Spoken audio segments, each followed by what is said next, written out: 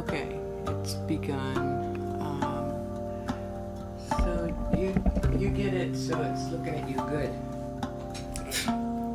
Yeah, that's my best angle. Is that your best angle? I'm glad. I would not want to catch your bad angle. Alright. I didn't know there was video. I was going to describe myself as like 6'5", 225, chiseled jaw, typical firefighter. You know what I was thinking this morning? I was thinking about how you said that you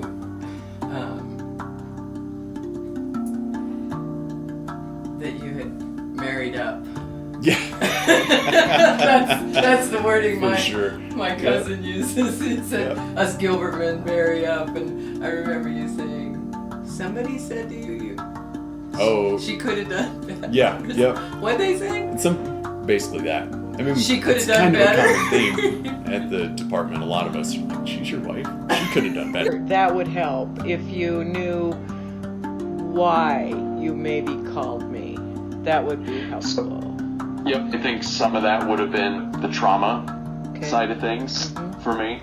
That would be one thing that I would probably look for, is someone that, or a practice that dealt in trauma. Not that that's all of what I deal with, but that's definitely on the job related side. So that was one thing. I think another one with you was certainly your Buddhist background was something that I felt like I could relate to easier, or someone that had the real potential to relating to where I was coming from.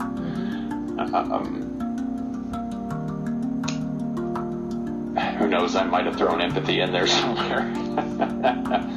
Just, I'm not entirely sure. Maybe that would be a start for me if I was looking for practice online. Okay. Things I think have changed for me a little bit at work with my position. So I'm trying to learn a new way to cope with that, I guess. I have, in the past, been much more hands-on with patients and things like that at work. That's changing for me. Being a captain, especially over the last few years, I have more responsibility for scene management. The original reason you came in was because you wanted to be more connected and more empathetic on the scene when somebody's going through something, and you communicated to me that had been accomplished. In our therapy work, you definitely reconnected with yourself and your life and your heart and your interest in life. At least that's what I remember. And it's interesting that you're now facing new challenges that make you dig deep. That's cool. Okay, so that leads to the next question then, because you want to achieve the goal of being more empathetic because... Or even just helping them name what they're struggling with. Yes. Okay, language to help people identify, help crew identify what they're struggling with. Yes, okay. Boy, what would be my third goal? I'm sure I do. This is probably something that I imagine we talked about in the past, but dealing with change is something that is a continual struggle for me. And I have improved in that in some ways, and in other ways I'm exactly where I started. Arrested development, right? That's what we call it. That's like a good TV show, right? Okay. All right.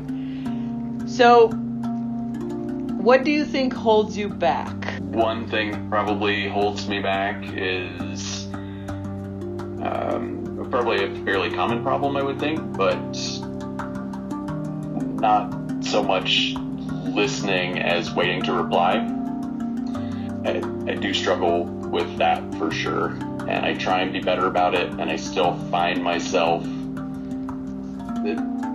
someone's only told me half of what they wanted to tell me, and I'm already thinking, don't forget about this, you want to mention that to them, you want to tell them about this, or give them that solution, or tell them this story. And now I've just lost the second half of their conversation. Exactly. And that doesn't help me when I'm trying to do any of those things, any of those three.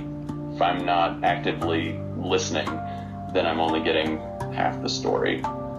That's one. A lot. I need 3. I would like 3 that you personally think are holding you back. And guess what? Can I just share with you one that I have recently identified that changed everything for me? Was my arrogance. The need to be right, to come to grips with this shit, and it's changed everything in the way I listen. I can believe that. Yeah, I know, but I'm shocked, and it scares me now, because that's part of confidence building, which is a fine line between sharing what I am aware of without, and you suck at it. As a therapist, that's a fine line. I don't want my ego to be in charge. If it's not relevant to you, I don't need you to say that, but... No, it probably is to an extent. I know in the past it's one thing that you certainly helped me with, and not to circle back to what we have done in the past, but... No, it's fine to do that. Everything being very black and white for me has changed to an extent. There are still definitely times that, I can probably sum it up a little bit in, unfortunately, in a meme that I saw yesterday, and it just said, a quote from me was, hey, everybody's going through something, you should really keep that in mind, maybe they're just having a bad day. And then it said, also me, use your turn signal, you fuckface.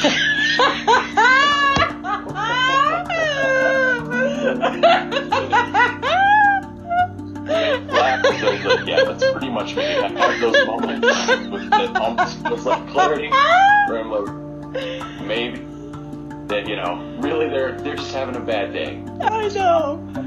For it, you should son of a bitch. Yes. So the 3 questions keeping you up at night around achieving motivation to change, let's just name it that. I don't know. Is that a good question?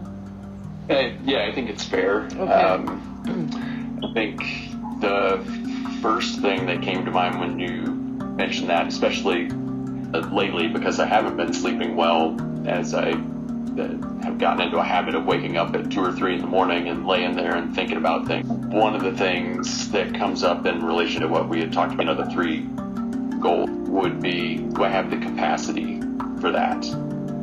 Especially in the empathy department. I don't even know if that's a reality for me. Maybe I get slightly better at it, or maybe I am perceived as more empathetic, but will I ever be more empathetic? I don't know. I guess I wonder what my limitations are for some of those things. So that would be one of the things, I think. And strangely enough, in some parts of my life, I am willing to, I'm not afraid necessarily to start something new, but go ahead. You might have problems with being a beginner. I think almost a little more than that. With sitting, I remember the way it felt when I felt like I was getting better at it. Yep. Not a beginner. Yeah, is it going to be the same when I go back to it? No, it won't. You'll be a beginner. It'll suck. Yeah. There you go. Okay. Ding, ding. I used to say to Gus, how come this is so fucking hard? And he'd say, because you're a beginner all the time. You never have a practice. And it was like, he wasn't shitting on me. He was just talking reality to me. Yep. The fact that when I did it regularly, I could sit for, sometimes 45 minutes or an hour on the weekends and be fine with it. And now now I can't go 5 minutes without my back hurts, my knee hurts. What position should I be in here? Why am I still thinking about this? Okay, count to 10. I made it to 2. Now I'm back to 1. It just... So that part is a bit challenging, if that makes sense. It does. And that cuts right to the chase, and then it segued right over to, this is about learning to tolerate discomfort, because in varying degrees, that's the only way the body gets you to let go, is it makes it so uncomfortable to keep living. At the end, that's the way it works. Does that make sense to you? Mm-hmm. Yeah, it does. So my guess is your tolerance for many of the things you deal with on the job is huge. When it comes to your personal practices, maybe you're a bit of a baby about it. I'm just gonna... Anyway, this isn't about a therapy session. I'm sorry. That's fine. It's just, honestly, that's one of the reasons that I always did like doing therapy with you. And that's what I had told my partner before. It was like, she doesn't pull any punches. Okay. All right, we're calling you a baby and you suck at being a beginner. Okay. All right. All right. So how might do-it-yourself be appealing to you with your goals?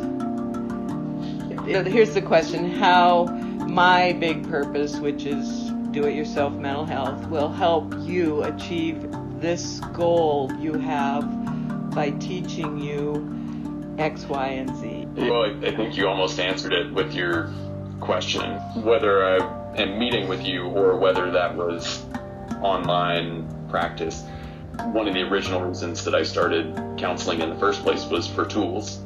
And what I do with those tools is up to me. And so the hours that I spend running and that sort of thing, I mean, you know me, I'm in my head a fair amount, and that's where I'm working stuff out. And so for me, the counseling sessions were the check-in and, hey, I need some more direction, or I need another tool, because this is what I'm dealing with. And then when I wasn't in a counseling session, it's up to me to take that tool and do something with it. And so I think with a good match for an online counseling, I could see that being useful for me, because that's just the way I think I work anyway. I just need someone to make sure that I am on the right path, or I'm headed the right direction, and to give me the tool to deal what I'm dealing with. Ultimately, it's up to me to do the work. Right, and you're not doing the work for me, you're just helping me figure out how to do it, and then I have to do it. Here's what Javen told me that he thought in my latest asking his opinion, because ever since I started listening to him, I find that he thoroughly understands on some level. At 19 years old, he understands Gus's definition of enlightenment. And he said, pain without suffering. And I said, that's pretty good. Okay. So the gift of reducing my suffering, it takes me questioning my mind and my thoughts. I asked him what he thought of my mission statement or my purpose, my topics. I keep looking for answers to my own problems. He said somebody could subscribe and check in on your website with what's the latest shit you're about that's helping me suffer less and be freer to be in the moment.